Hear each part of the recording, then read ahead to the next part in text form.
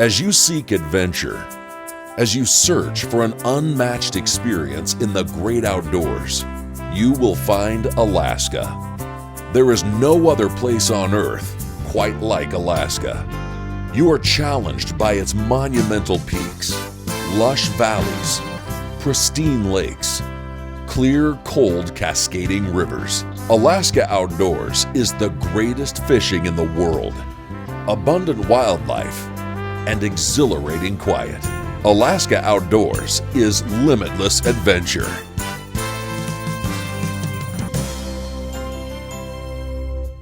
Alaska Outdoor honors the North Country's most celebrated hero, the man who takes his wife fishing. Well, we started out with a great flight over. I sure had fun there. That was the first time I've ever been on a float plane. I grew up with a Super Cub, but we were on wheels, so this water business was great today. When we took off, it was a little bit different, but when we were able to land, the lake was just clear as a mirror, and it was kind of hard to see how close you were to the lake. But we had a real nice landing. Okay, Kelly, unlock. We're home. Hi. Come on out. This isn't Anchorage International Airport or the downtown Sheridan. On Alaska's wilderness edge, it's pretty much all self-service. Pilot Craig Ketchum, transformed into a front desk greeter, red cap, and gracious host, helps carry the bags up the trail to the cabin. Our pair of outdoor enthusiasts can't wait to collect their gear and head off to the fishing hole. You never know what you'll see next, like this beaver coasting along, inspecting his handiwork. Folks sure hope you have a good time here. Oh, we'll live it up. Craig gives last-minute instructions and a reminder about looking out for the environment. By the way, on the fish entrails, when you clean the fish, we'll just throw all the entrails into the lake stream over there, because if they're in the lake, they sort of decompose here. And we'll see you at 4 o'clock. We wonder what Craig is thinking as he says goodbye to our hero and his wife. Good flight. Bye-bye. All right, bye-bye. All right.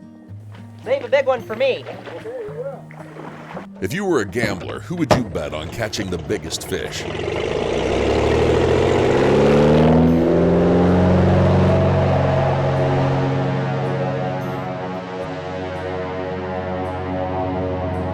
Watching the aircraft slip away into the fading afternoon, you realize there goes our last connection to civilization until 4 o'clock tomorrow. When we got to the cabins, it was really nice. We had a real nice place to stay. We had a great time walking around in the woods, checking out the path, and looking at the trees. It's a real nice time of year. I like to get out this time of year to see the different colors and everything, especially flying. I think it's really great to fly this time of year because you see so much. And of course, our marshmallow roast was the real highlight of our evening last night. It was great getting together to try a little competition on browning a few.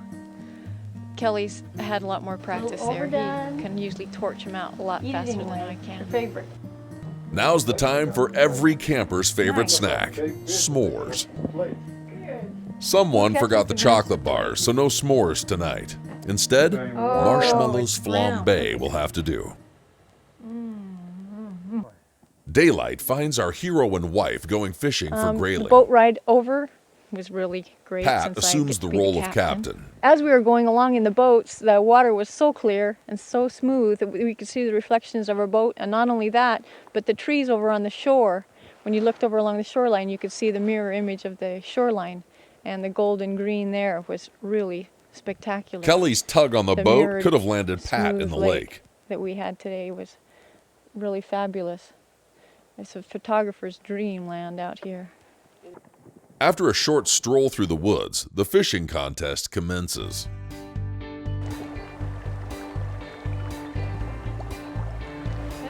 Kelly had a good time today, getting some snags and bringing in various small things besides fish. But that was good.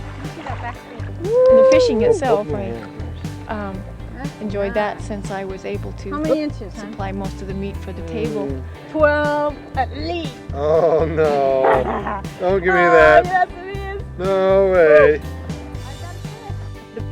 fish that I've ever caught was an 80-pound halibut, and it was at least that big, but we had to shoot it with a .357 Magnum just to get it in the boat.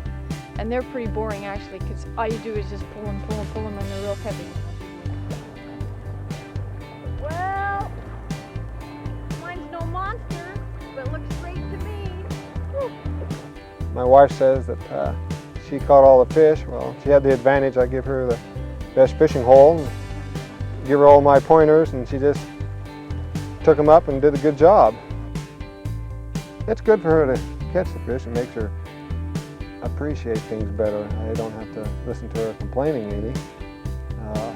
If she didn't catch any fish, I would have had to go a whole year probably and wait for her to go out again and go fishing. About half an inch longer. Just barely. You win for once. One round, you won.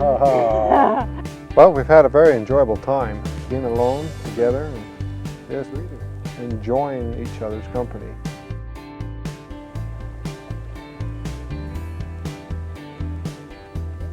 Pat's leading the trek back to the boat, but the hero carries the fish.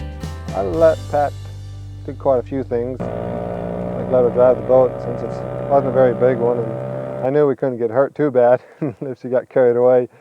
It really makes her feel good when she gets to do some of these things. Well, I'm back being a good captain, and at the same time that I'm going to stand up to go to the front of the boat, Kelly decided to pull the boat up on the shore.